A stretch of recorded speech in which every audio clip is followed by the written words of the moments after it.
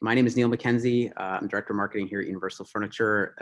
We appreciate you taking some time to join us today. I'm in the Learning Center. We're here at High Point for Furniture Market.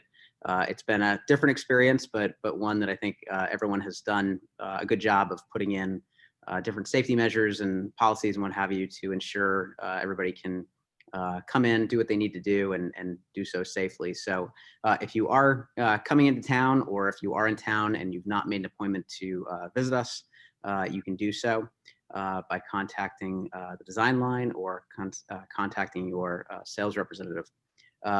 We have a lot of new products this market for fall, including a new Coastal Living Outdoor collection of over around 100 SKUs. We have a new work from home collection, which two things that are obviously in vogue right now. And then we have a new collection called Modern Farmhouse.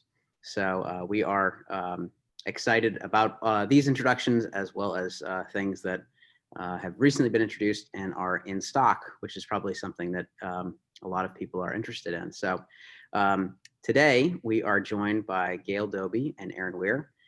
Gail has joined us many times here in High Point and the Learning Center to help you all think about, I think, your business, your approach to your business, and looking at ultimately the bottom line in terms of the financial side of things. So we are honored to have Gail and Aaron present today. We are recording this session. We will be sending it out.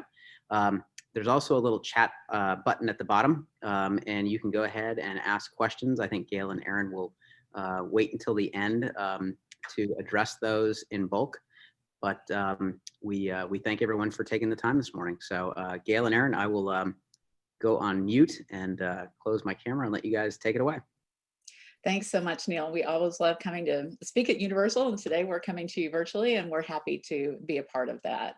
So everybody, I hope you've got some paper and pencil, or maybe you've got your iPad or your computer up and ready so you can take some notes. I would highly encourage you to do that. So hopefully you'll have a couple of great insights today. And for those of you who have not heard me speak before, I love to speak about financial things because that's really our area of expertise in helping people make more money in their businesses. And if you want to make some more money, be sure you stay on through the whole thing. I will share some great ideas today with you. So thank you for taking the time today, taking time away on your weekend, and also from market to pay some attention to your business, because doing things for yourself is always a good idea. And for some of you, and I'd love to know a little bit more about where you are, go ahead and type that into the chat. I do watch the chat as I'm speaking, and just if there's something that's urgent that you need me to answer, I'll try to answer it then. And if not, I'll save it till the end if I feel like it's more appropriate there. So I won't forget you. I just really want to make sure that I get all the content in today. So for some of you, I think it's been an amazingly interesting time in our economy with COVID. And who knew that we'd be going through this year? But for some of us, it's actually turned out to be a really good thing in some odd ways. So for example, we have more time to really think about our processes and our procedures. We have a little bit more time to think about how we're marketing our businesses and maybe how we're running our businesses. And the nice thing about this is I have seen our clients during the few months while we were waiting for COVID to kind of settle out so we knew what was going to happen, they were figuring out, what do I need to do to make my business better? So for many of you, you're doing great and you have a lot of business right now. And in fact, you might be a little bit overwhelmed because you have so much business that you don't know exactly how to do it. So just remember, you need to take some time to rest, reset, and refresh. So the first thing we're going to do this morning is to figure out where you are in your business. And let's do that financially. So I want you to write down, or maybe even just put a comment in the chat if you feel like it. Tell me how many months of reserves you have in your business. And that means reserves means you've got money in your account, you have excess over what you owe, and you've got enough to cover your overhead, which includes rent and utilities and insurance and payroll and things like that. And so how many months of reserves do you have in your checking account or savings account, or both? So go ahead and just type that in if you would. And oh, good. We've got people from Houston. All right. 9 months of reserves. Awesome, Liz. That's a great job. Yeah, and I'm actually recommending that people have up to a year of reserves right now, just because we don't know what's going to happen. We're going to have some more waves of COVID, needless to say. And then we also don't know what's going to happen as a result of the election and also the economy. So we have to be prepared for that. All right, so we've got 6 months. All right. So good for you. And whatever you have, that's fine. And you want to keep working on building that and saving money and putting it aside so that you are prepared for any downturns in business, because it happens every about 8 to 12 years. We have resets. And so when COVID hit, one of the things I was thinking about was, well, okay, I've been through about 4 of these cycles before, so I might as well just get ready for this and just jump in and figure out how can I make my business stronger, better, more financially set. And so that's what I worked on as we were going through the initial stages of that. So the next thing I want you to think about is to analyze the type of clients that you've been working with and think about, are they ideal? So on a scale of 1 to 10, with 10 being they're absolutely perfectly ideal for my business, go ahead and type that into the chat.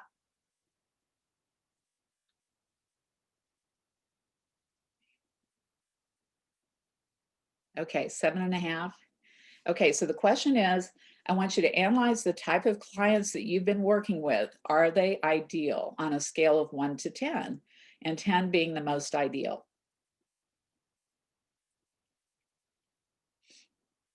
5. Okay. 9. 6. 7. Okay. Well, I would suggest that if you're not at least an 8 or above, that you've got some work to do on your ideal client profile. And we're at the end of the session today, we're going to give you a link to some tools that I've created for you that are free.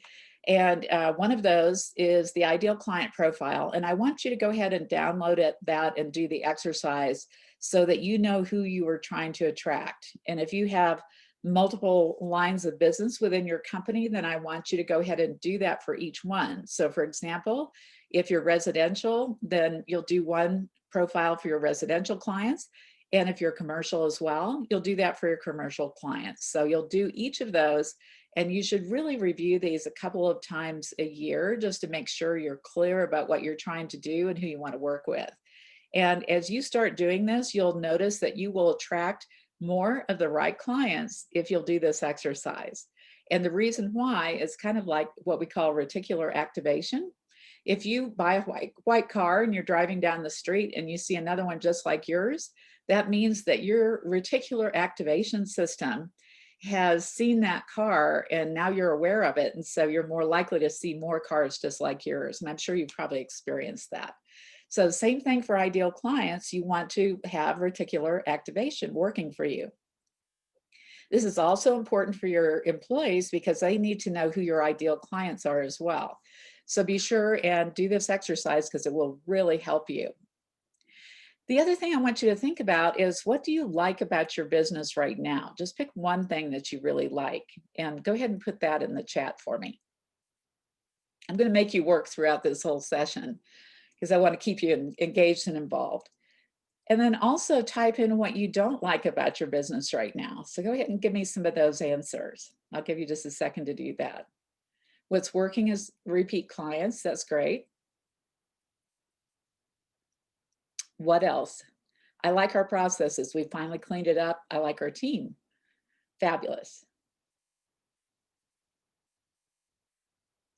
And I'm assuming that this is the downside, which is available product and cost. And as you heard, that Neil was just saying that they're working on having things in stock these days. So that's great. We always want to hear that that's the case with our vendors. Okay, what else? I don't like clients price shopping. Seems to be happening more and more. Yes, it is definitely happening more and more, for sure. Okay. The other thing I want you to think about right now is to determine if you have all the right people in the right seats in your team. And so if you do not have all the right people in the right seats, what do you need to do about that? And do you actually need to change your personnel because maybe they are or are not the right people? So think about that, because sometimes when you start your business, you're not always going to have the same people with you later on because your business changes and what you're looking for changes. So rate your team on a scale of 1 to 10 and figure out if you need to make a few changes in your current team. And then the other question I would ask you to think about very quickly is whether you want to scale your company up, rebuild differently, or scale back on your company. So go ahead and answer for me what it is you think you want to do with your business right now. Do you want to scale it up, scale it back, or rebuild it differently? Go ahead and put that in the chat. Rebuild it differently. Okay, great. Rebuild. Awesome. Scale it up, rebuild it differently. Okay, for those of you who answered rebuild it differently, tell me what it is that you think you need to change. Similar scale with rebuilding your team. Okay, great. So what I hope you're going to start seeing is, as I ask these questions and engage you today, I want you to be thinking about what you need to change after this session is over, because you will have some ideas for sure at the end of this session. Okay.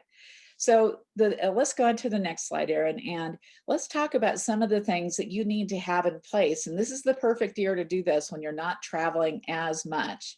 It's really the perfect time to retool your business and have checklists for everything that you are doing in your business. And the other thing is systems and processes, because if you have systems and processes documented, then you can produce a more consistent client experience, which is one of the most important things you can do for your business. So if you do not have systems and processes identified and documented and followed by all, that needs to be one of the things that you take away from this, is that you need to try to do one a month and try to get your team engaged in using those systems and processes. So that's one of the things you're going to want to do. The other thing that I think is important for rebuilding and retooling is to do what I call soft marketing.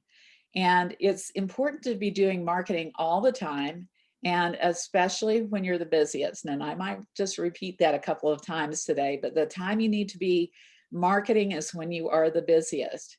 So I like to think of soft marketing as an essential part of what you need to be doing to grow your business in the future years.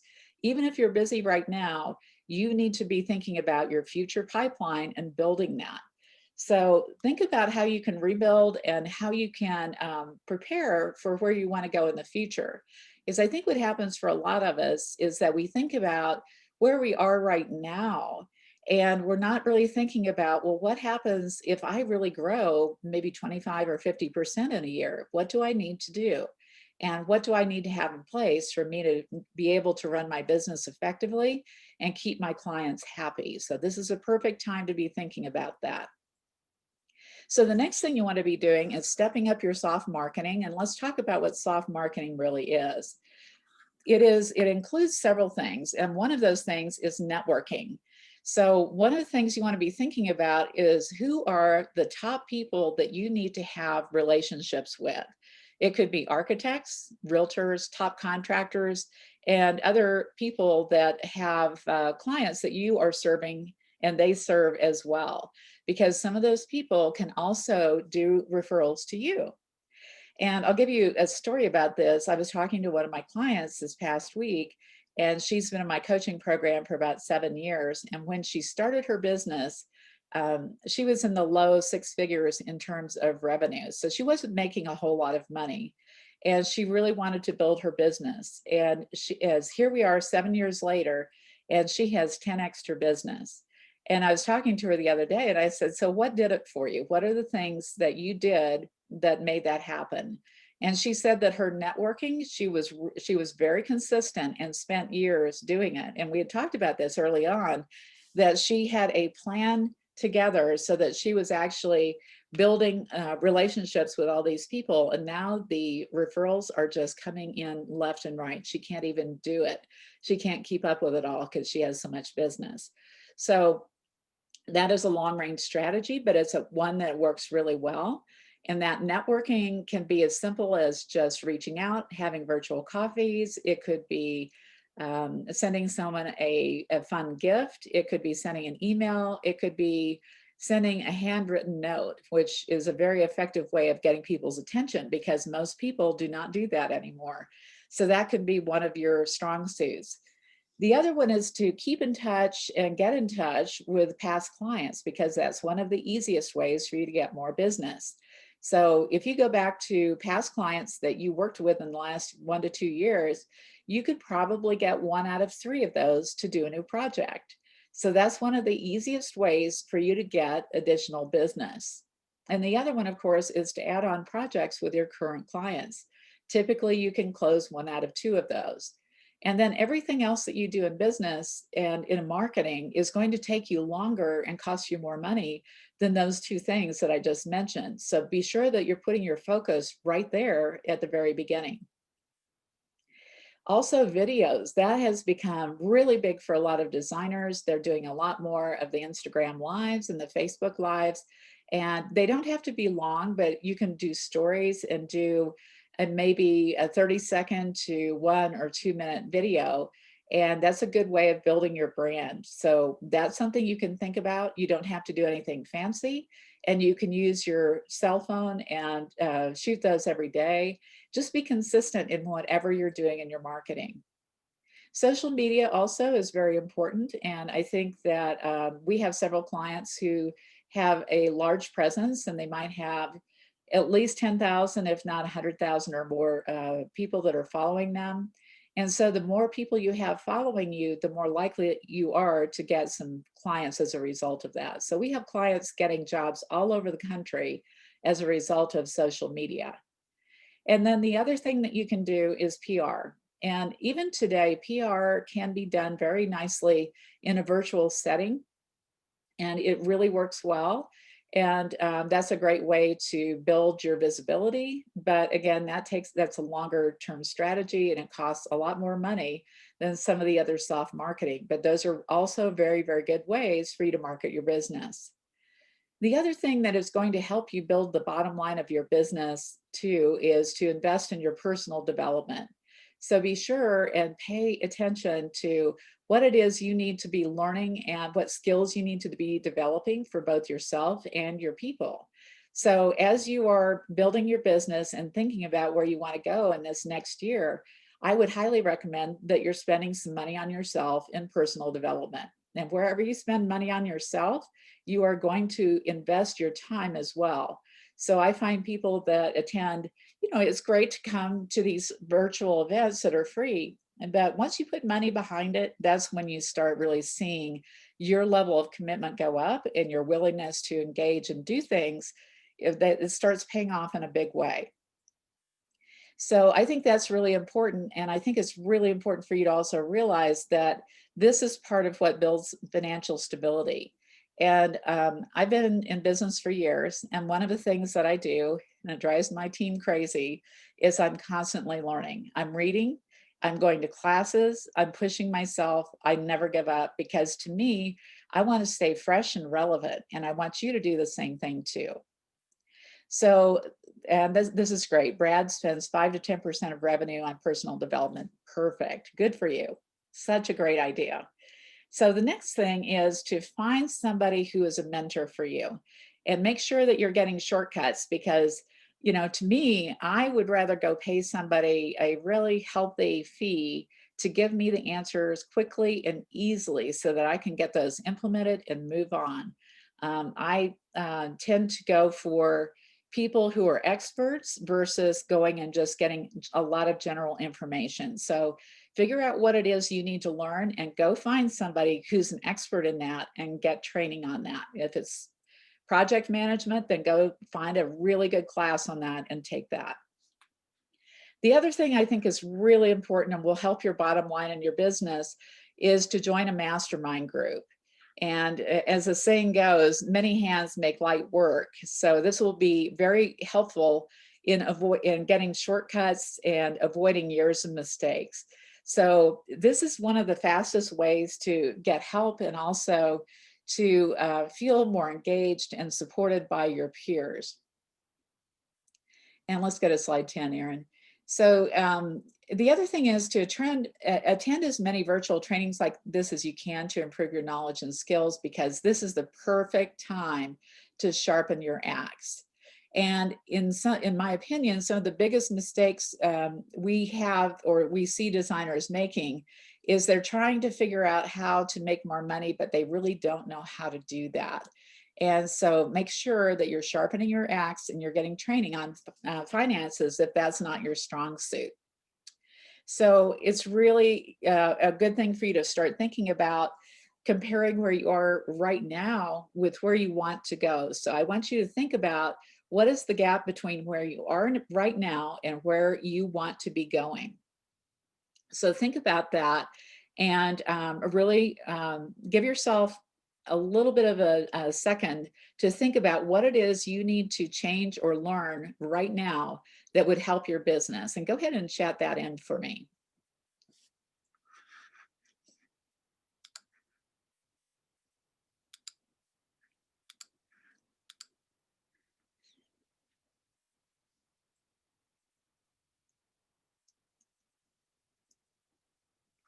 Better quality clients and make more money. Okay, Liz, and how are you planning? What are your thoughts about making more money? Tell me about that.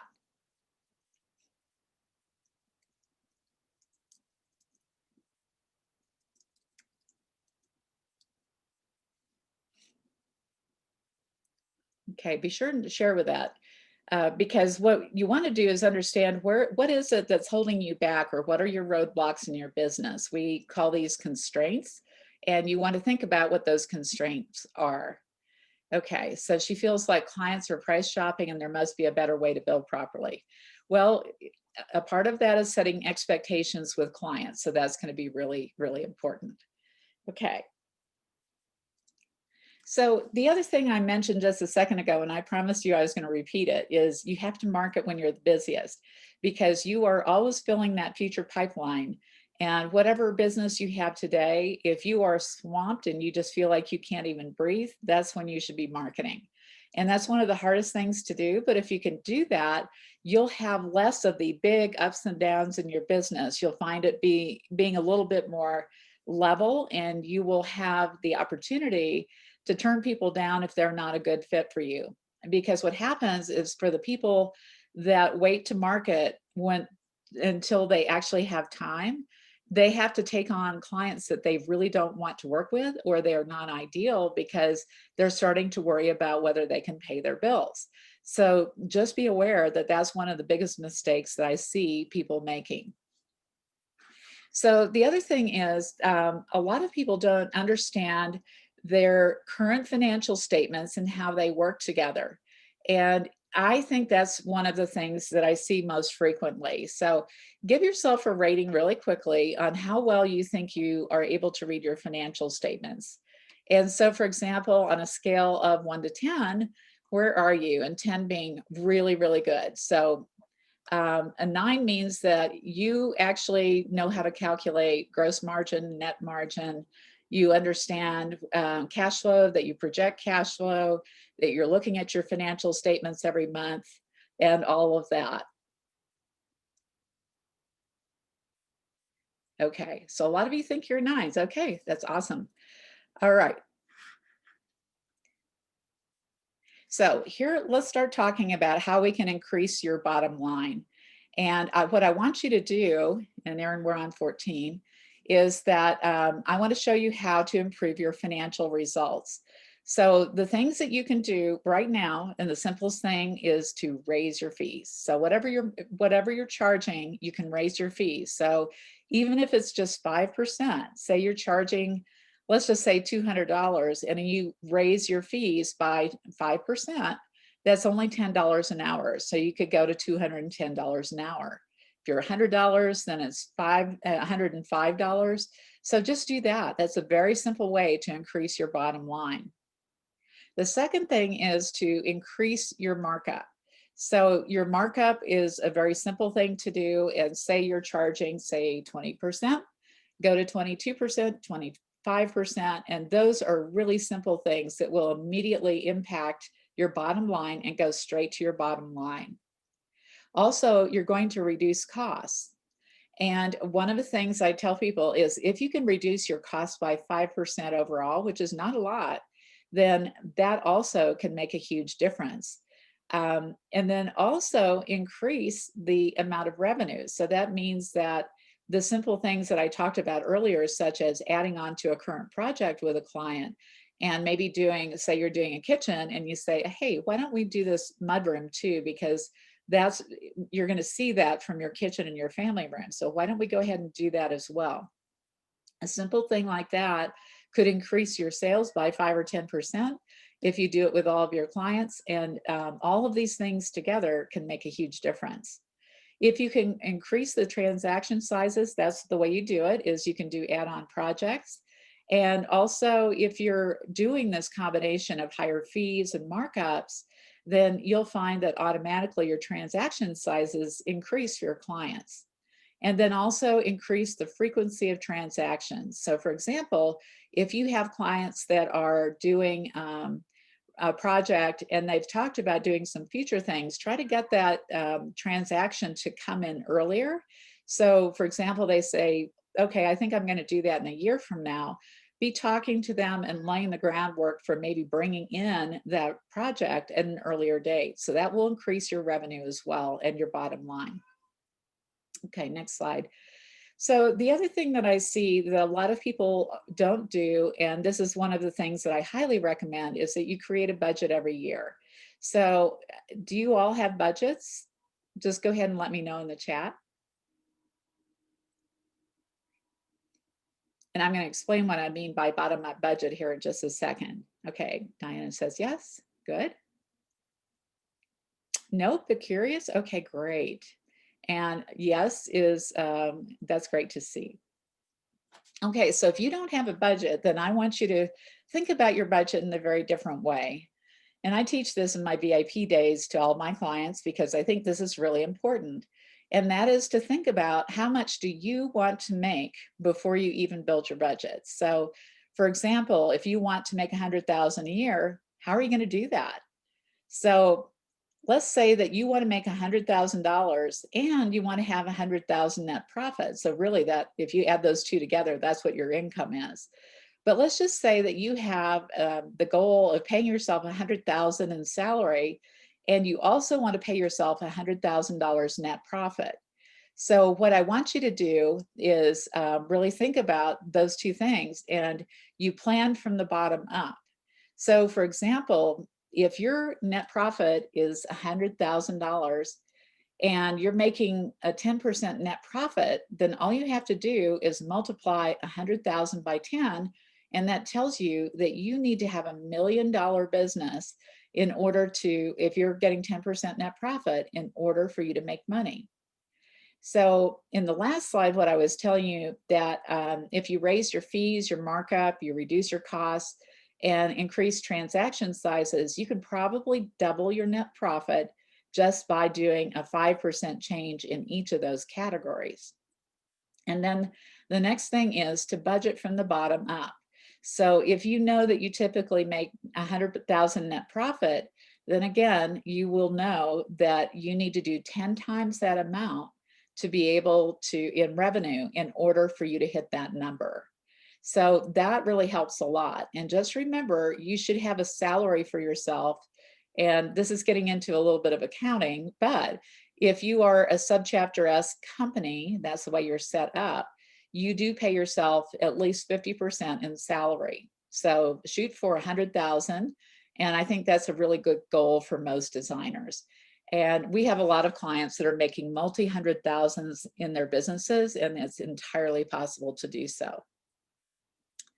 All right, so let's go to, so in this case on slide 16, you want to decide what you want to make in the net profit. So that's going to be one of the most important things that you do. And you want to decide that profit margin and make sure that you are using that as your multiplier. So what I mean by that is if you want to make, let's say you want to make 20% net margin or net profit. So if you want to make 20%, you divide that into 100%, and that gives you a multiplier that you use to multiply the dollars on the net profit. So for example, if you want a 20% net margin and you want to have $100,000 net profit, then multiply that 100,000 times 5. And that's going to tell you that you need a $500,000 business to do that. Okay. So does anybody have any questions on this? Because I know that that's really a quick concept, but that's a really simple one for you to figure out exactly how big your business needs to be. And I'm going to watch in the chat right now to see if you have any questions on that.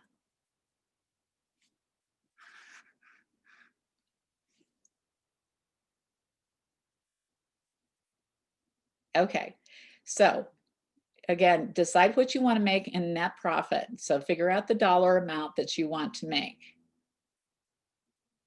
So everybody write that down for yourself.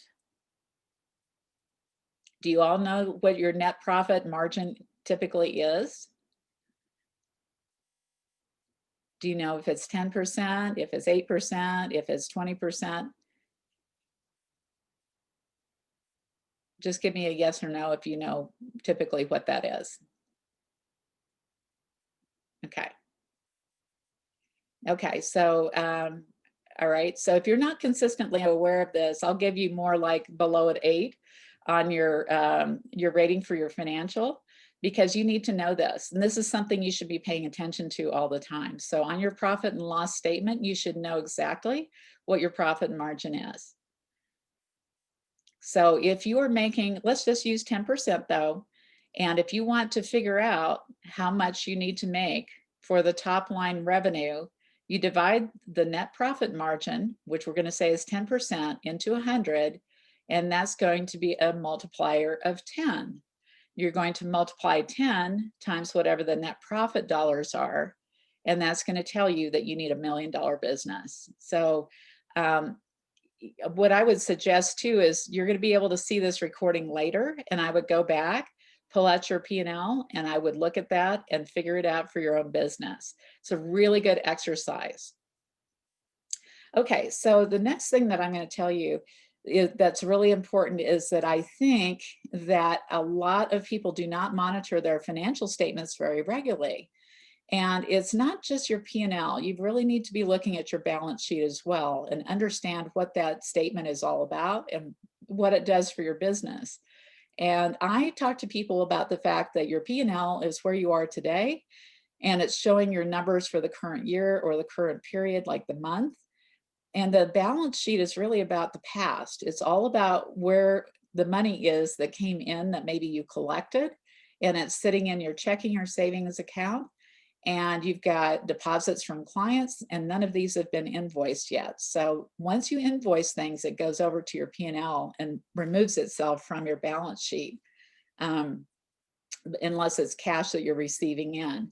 So these are really important things for you to understand how your P&L and your balance sheet work. And then also you should know things that we call key performance indicators. So for example, you want to be tracking how many leads you're getting into your business. And if you know that you need to have 10 new projects a month, and you typically close 1 out of 10 people and get that as a contract, and you need 2 per month, then you need to talk to 20 people. If you're better at closing more of those clients, and maybe you're 1 out of 5 people, or maybe let's say 5 out of 10 people that you talk to, you get as clients, and you just need 5 clients, then all you need to talk to is 10 prospects per month. So that's a key performance indicator, and you need to understand that number so that you can improve that over time.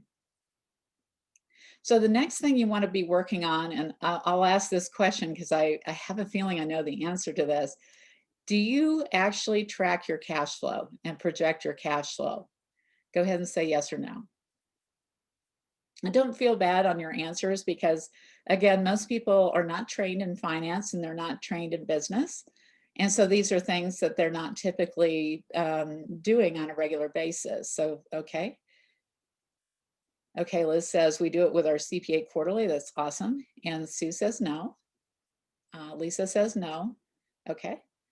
All right. So this is one of the statements that I think is one of the most important, because that's predicting your future. is going to tell you how much you need to have.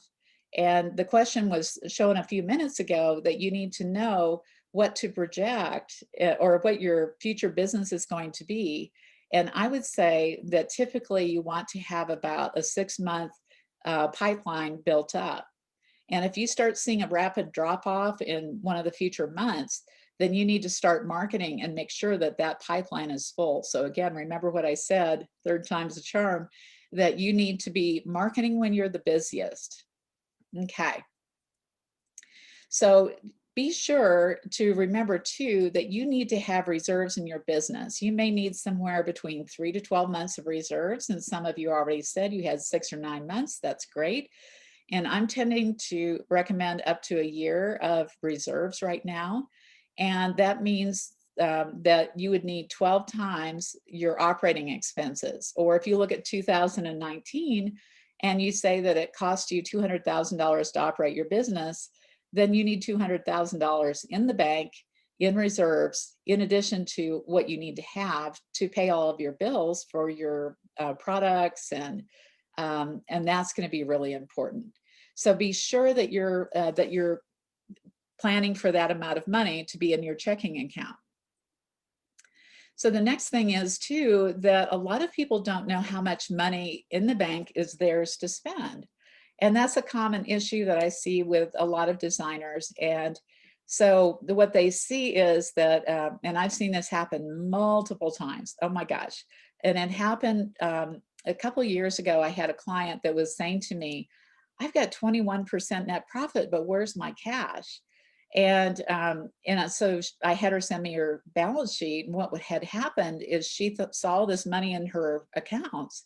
And so she started spending it without thinking about the fact that she needed to pay her loans off, or she had credit cards to pay, or she had, she had a lot of other things like taxes to pay.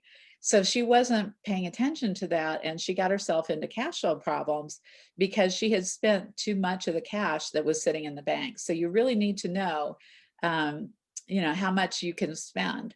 So I tell people maybe 5 to 10% of that cash is really yours. So you shouldn't spend any more than that in the cash that's in the bank. So that's just a good rule of thumb. The other thing that I would suggest is that you make sure you get advice from an expert that understands our industry to help you decide how to charge, because I think that's an area where a lot of people are, they don't really know how to charge, and they don't know how to make what the profit model needs to be for their business to make enough money. And you can predict it and you can figure it out, but you have to know how much what it costs you to operate your business and what kind of profit you need to make, so that you're really setting yourself up to achieve your personal financial goals.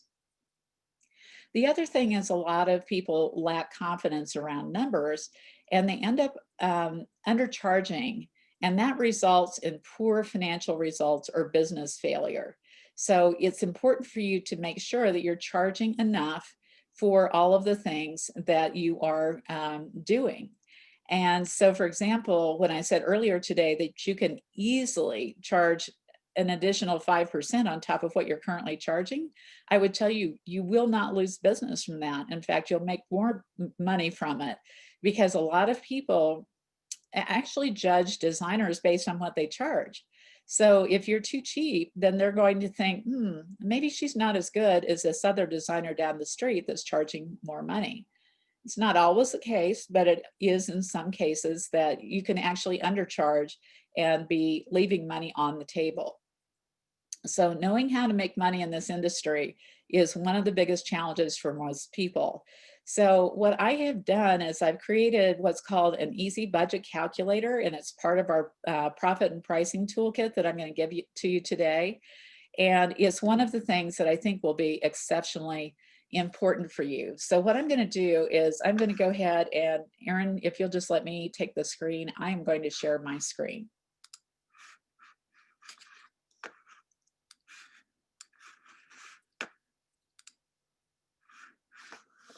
Just give me 2 seconds to get that done.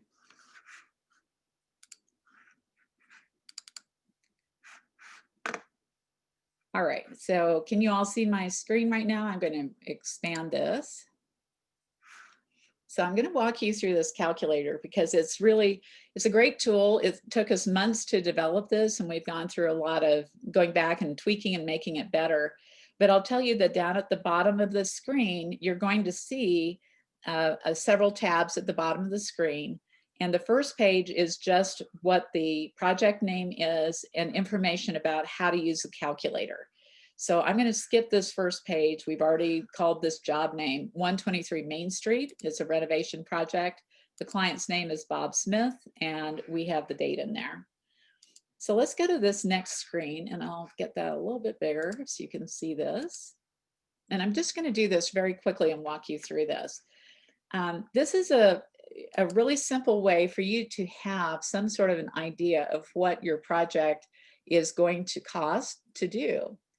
And so, for example, if you have somebody who comes to you and you don't know how much their home value is, but you get their home address from them as you're talking to them, or your project address, you can find out exactly how much their home is valued by looking it up on Zillow.com.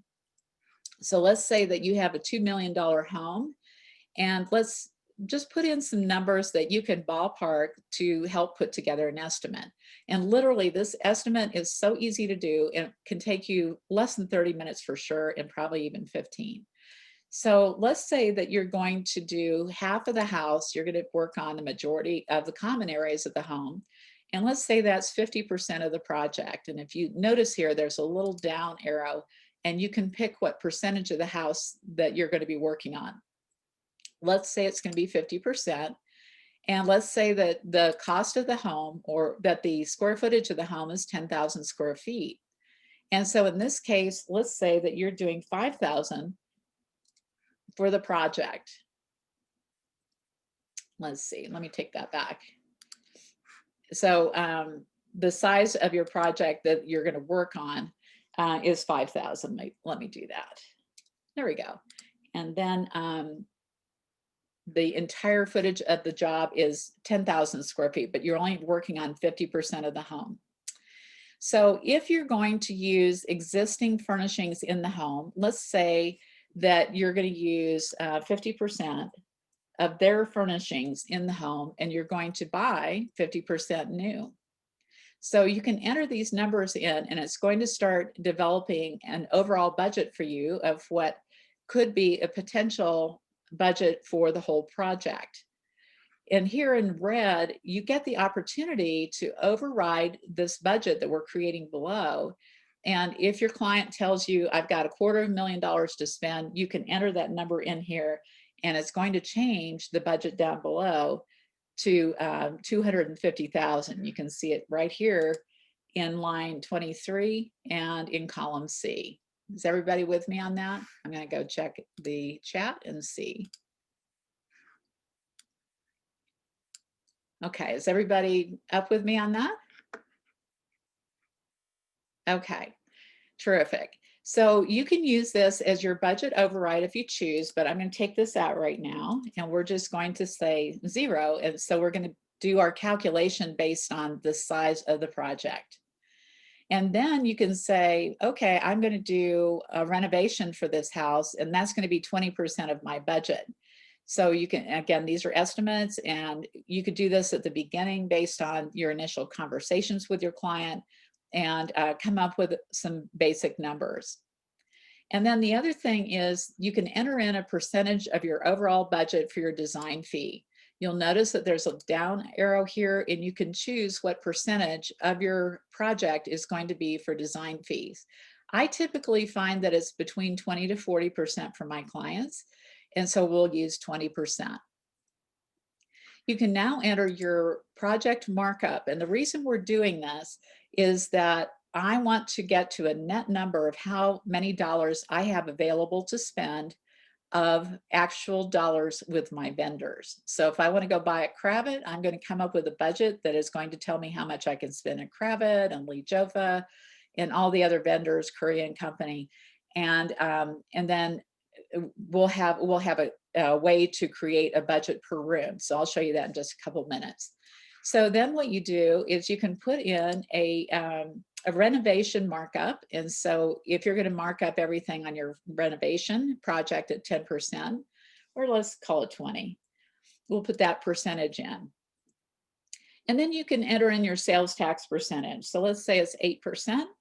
And then you can estimate your delivery, freight and crating, and maybe it's 8% overall. And then if you have sales tax, I'm sorry, here's the freight. Let me put it here, 8%. And we're going to make that markup 10. And then does your state charge sales tax on the design fee? And you can enter that yes or no. There's a little down arrow right there. And then you can also enter whether you have state sales tax on freight. So you can list all of these things, and all of these things together will back out how much money that you have to spend for each part of the project. So we started off based on the fact that we are doing half of the house, and that the client is using half of their own furnishings. And so that means that the original budget is 500, you have 250 that you're going to subtract for their own furnishings, and that leaves $250,000. And out of that $250,000, it's going to give you 20% of that is $50,000 for your renovation budget. So that is giving you a total of $200,000 for fees and furnishings. And because up here, we said that we were going to use a 20% of our overall budget for our design fee on line 9, you'll see right here that we have a $50,000 design fee. And because we have estimated square footage for the house, it ends up being $10 a square foot. And so think about this. If over time you start using this calculator for every single project you do, you should start benchmarking this and paying attention to what the cost per square foot is that it's costing for design fees and also for your furnishings. So now we've subtracted our cost for our design fees, and we have $150,000 left for furnishings. And then we're going to subtract all of the sales tax, freight, delivery, crating, and all those deductions, and it leaves us with $98,000 to spend on net costs of furnishings. And so it also takes that square footage amount and tells us it's $19.78 per square foot that is going to be spent on net furnishings for that client. So your total budget per square foot for design fees and furnishings is right at $30 a square foot. Yeah, it's pretty crazy, isn't it, Amanda? This is one of the coolest things ever because, and we are making this free to the design trade. And we've had people say to us, my clients have said, why are you not charging for this? But we really want to help people start making money and also have a much better sense of how to price. And Liz, you will get this spreadsheet. This is one of the tools in our toolkit today. So you'll get that at the end of the call. You're so welcome. Okay, so now what's happened is it's summarizing for you what the net purchasing cost is. It's showing you what your markup is, which is what you're making. It shows you the gross revenue, the design fee, what's for the renovation, and it adds all of this up with your sales tax, freight, and then it all comes back to that $250,000 that you have. So isn't that incredible? It is so cool to be able to do this. So this is just part of this really cool tool. The next thing is budgeted hours. Let me get this bigger for you. And you can set up anything that's in this goldenrod color, you can fill in. So if, depending on what your hourly rate is, you put in all the hourly rates per people. You can add lines in here if you have a bigger team. And then you can go in and estimate how many hours for each of the levels of people on your team that are going to be utilized for each phase of the project. And so you can put together an entire budget for this in just, like I said, minutes. This takes no time to put this together. You can also budget by phase. So you can have a certain amount that you allocate for that. And then depending on what your overall budget is from the first page, it's going to tell you how much you've allocated of your budget and whether you're over or under. So if it's red, it means you've overspent on this particular phase of design. And then if it's green, it means you're profitable. So this is a really good way for you to track. And you'll see over here to the right, I'm going to move this so that I can see and you can see.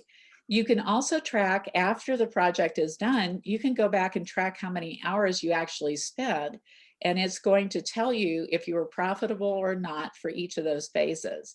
So if you're really smart about this and start using this for every single project, you'll be able to tell whether you're going to make money or not. And the other thing is, it's going to summarize for you over here to the right exactly where you were, what you budgeted, and what your actual was, and what your variance is. So you can track this throughout the project. So if you can do this, you will get to the point where you really are able to benchmark your projects and you know if you're profitable or not. Here's another really cool part of this is what's called the net furnishings budget, and I'll make this one bigger. Let me move that. All right. And so we're going to say that our desired percentage we're going to allocate of for our furnishings is 100%. And right now, based on the rooms, you can list each room that you're going to do, and you can set a percentage of your dollars to be allocated to each room. So let's say that your living room is 20% of your overall project. And so that means you've got about almost $20,000 to spend. So you definitely can see that a sofa at $15,000 is going to eat up everything. And accessories, let's say that's $2,000. And so you're under budget based on this budget, and it's automatically going to update over here the total net that you have and how much you've allocated. So maybe you go and say that you're going to spend $1,000 on lamps and you're at 19,000. So you're a little bit under budget for that room. So you can go to each individual room and allocate the furnishings that you have. And I would suggest strongly that as you're doing this, and especially if you have team members that are helping you allocate or do the purchasing and selections, that you tell them, okay, I would say that the sofa, you can go to, maybe that's a Lee Jofa sofa. And the rug is going to be very inexpensive. So maybe it's a Surya, I don't know. And accessories, decide if that's Arteriors, and lamps, maybe that's Curry and Company. And you can figure out exactly what the dollars are that you have to spend for this project. And I do need to respell this word because it is not bedding. All right, so bedding. And so you can allocate all of your money for each room. And you can see very quickly, if you do this in advance, then you're going to stay under budget. Because remember, part of what is included in the budget is freight and sales tax and markups and all of that. And you want to know, if you go in to see your vendor and you get a quote just for the product itself, and it's over $15,000 for the sofa, then you need to reselect. So this is going to keep your team very honest about making sure that they don't go over budget, because one of the two areas where people get sued is that they go over budget and they go over time on their projects. So this is, we have several rooms in here, so you can use this and you'll see that you can just keep going. I think there are about 10 or 12 rooms in here. Yeah. All right. The next one is you can do a very quick renovation budget. And again, you can tell whether there's going to be sales tax charged to your customer, and you can talk about whether it's labor or material. You can put in the cost. It already has your sales tax and markup, and the sales price is automatically calculated. So it's giving you the overall budget based on what was put on your the first calculator tab. And so it says that right now you've only allocated a portion of that renovation. So this is just the coolest thing because it helps you put this all together. And then it also gives you a proposal summary and shows you how much has been allocated of the total budget. So right now you're under budget, so you've still got money to spend. And also over here, you can see that I've given you a sheet that shows what the client's price is per room. So it will add in the furniture costs, the estimated freight, the estimated sales tax, and therefore the total budget for the room that the client would see on their proposals. So it's a really good way of knowing in advance where you are on this particular thing. Does anybody have any questions so far? I'm glad you're thrilled. This took me, think about this. I have not been doing design for probably about 5 years now. And it took me years and years and years of running my own business and not having something like this for me to finally try to figure out how can I solve this problem for the industry and for my clients. And so you're benefiting from this because it was one of those problems I needed to solve, because I felt like if I could help people with this, they would be able to do amazing things with their projects and actually learn without having to completely learn it, how to put a budget together for a project. Well, Amanda, that is awesome. Thank you so much. Yeah, we are just really delighted to share it with you. You're going to get a chance. I'm going to go ahead and let Erin share her screen again, and then we will go ahead and show you where you can get this toolkit. Yeah, well, this took me working with my CFO team to get this put together, and I'm pretty good with spreadsheets, but this went way beyond what I could normally do. So what I'd like you to do, Erin, is just go ahead and share your screen, and let's get just to that last slide. And we're going to give the toolkit information to everybody so that they can see that. That would be great. Oh, can you stop sharing your screen, please? Oh, I thought I did. There we go.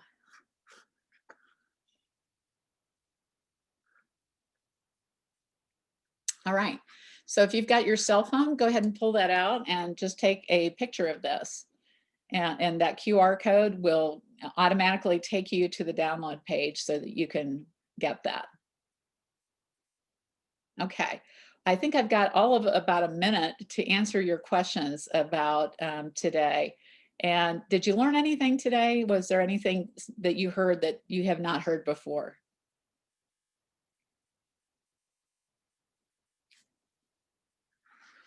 Liz, I'm so glad. Okay, good. Well, that's always my goal. I want people to walk away with something, some big insight from each day. So what I really want you to think about is all the things I talked about earlier today. My recommendation to you is to, LinkedIn works, so the page doesn't exist. Okay, so let's do this. I'm going to give you our email address at our office, and we will get this fixed. It's info Gail, at, yeah. oh, sorry. If you'd like to, if you want to send it to us when we send Sure. out the recording, we can include the link with the link to the recording too, if that's helpful. We'll do that. Yeah, that'd be awesome. Okay. Okay, so we'll make sure you get this. Don't worry. We promise. All right. So thank you all for coming today, and I hope you will go download this and experiment with it.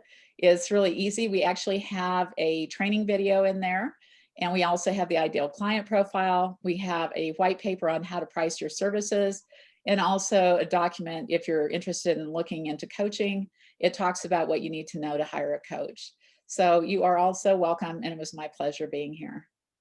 Gail, thank you so much. I know personally firsthand, having taken part in some of the actual in-person events when all those were taking place that you and your team do, I think, and meeting members members of your team and members of your family and group that work with you all, I think, you know, that you always walk away learning something. And I know that they're quite appreciative of some of the insight and information that you provide, that it's, you know, very tactical in terms of how to approach you know, different parts of your business. And I think, you know, there's never not a good time to start. So Absolutely.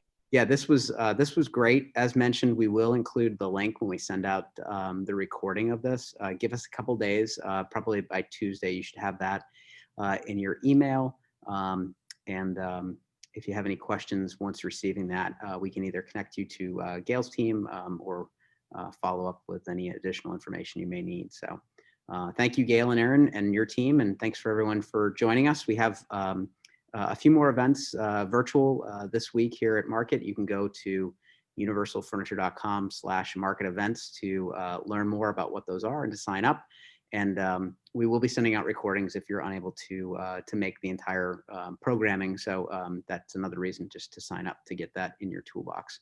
We'll also be hosting a virtual market session for those that weren't able to make the trip to High Point, November 16th and 17th, and we'll be sending out some information on that. So thank you, everybody. And thanks, Gail and Aaron, again for making time with us on a Sunday. Our pleasure. Thanks so much. And everybody have a great rest of your day. All right. Take care, guys. Bye. All right. Bye-bye.